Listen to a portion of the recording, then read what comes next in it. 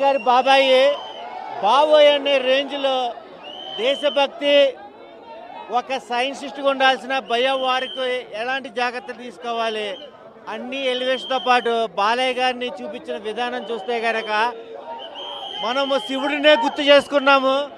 ఆయన గట్స్గా ఆంజనేయ స్వామిని కూడా ఈ చిత్రంలో మనకు చూపించాడు. First half second half Balayya Babu one man show చేశాడని చెప్పచ్చు. సినిమాని సినిమా రకంగా కాకుండా దైవభక్తిగా చూసుకుంటే దేశాన్ని ఎవరు తాకలేరు, భారతదేశాన్ని ఎవరు తాకలేరు.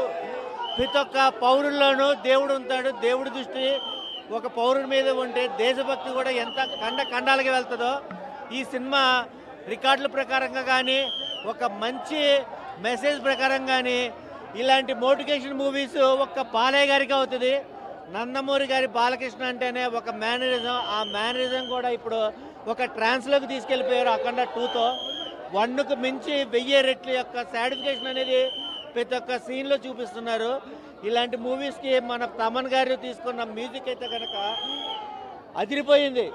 అసలు థియేటర్లలో సౌండ్ బాక్సులు చూస్తుంటే చెవులు దద్దరిల్లిపోయినాయి. సినిమా ఓవర్దల్గా వన్ మ్యాన్ షో అన్న బాలయ్య. జై బాలయ్య. చాలా సూపర్ ఉందండి. బాలకృష్ణ యాక్టింగ్ సూపర్గా ఉంది. విరగదీశాడు బాలకృష్ణ.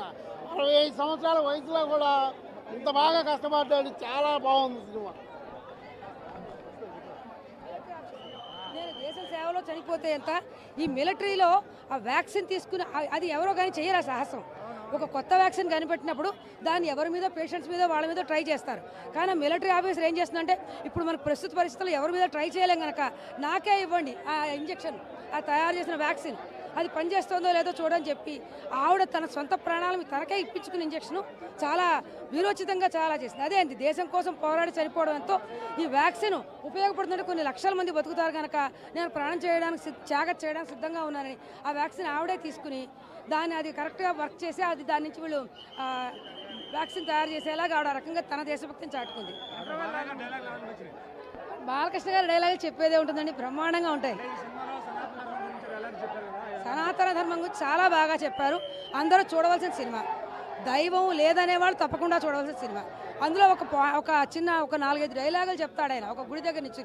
శివుడు నువ్వు ఇలా కష్టం వచ్చింది కదా అని శివుడు వచ్చేయాలంటే మనం అంత భక్తిగా పూజ చేస్తున్నావా, మనం అంత నమ్మకంగా ఆయనతో ఉంటున్నావా, లేదు. ఇవాళ శివుడి దగ్గర పూజ చేస్తున్నాం, రేపు ఇంకోళ్ళకి వెళ్ళిపోతాం. మనం అంత భక్తి చూపించే దగ్గర శివుడు మన దగ్గరికి రావడం లేదు.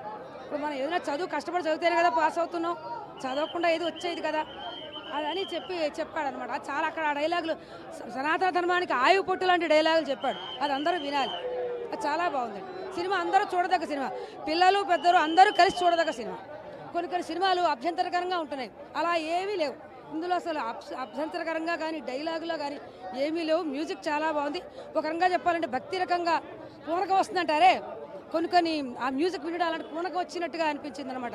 అంత రోమాలు లెక్కపరుచుకునే అంత చక్కటి మ్యూజిక్ ఇచ్చాడు తమనులో. చాలా బాగుంది. అసలు మ్యూజికల్ హిట్ అని చెప్పొచ్చు ఒక రకంగా. ఇలాంటివి రావాలండి, వస్తేనే ఈ ధర్మం నిలబడుతుంది. ఏ ధర్మం అనే అవ్వండి, ఏ మతమైనా అవ్వండి, దైవం అనేది ఉంది. ఆ దైవాన్ని నమ్మాలంటే, యూత్లో అది క్రియేట్ చేయాలంటే, సనాతన ధర్మాన్ని నిలబెట్టాలంటే ఇలాంటి సినిమాలు ఇంకా చాలా రావాలి. కేవలం లవ్ స్టోరీలు, ఫైటింగ్లు, గూండాలు, మాఫియాలు కాదు, ఇలాంటి సినిమాలు ఇంకా చాలా రావాలని నేను కోరుకుంటున్నాను. చాలా బాగా తీశారు. బోయపాటి శ్రీని గారు చేశారు. తమన్ మ్యూజిక్ బాగుంది. సరే, ఇంకా బాలకృష్ణ గారి యాక్షన్ చెప్పక్కర్లేదు, సూపర్గా చాలా బాగా ఉంది.